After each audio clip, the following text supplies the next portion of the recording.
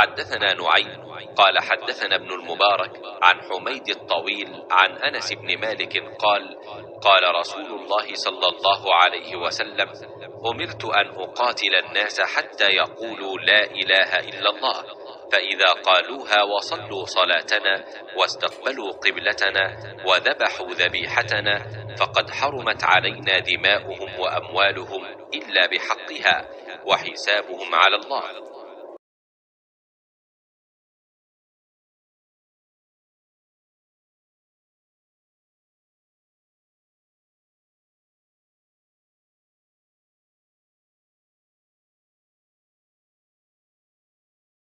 रसूलुल्लाह सल्लल्लाहु अलैहि वसल्लम ने फरमाया, मुझे हुक्म दिया गया है कि मैं लोगों के साथ जंग करूं यहाँ तक कि वो ला इलाहा इल्लल्लाह कहें।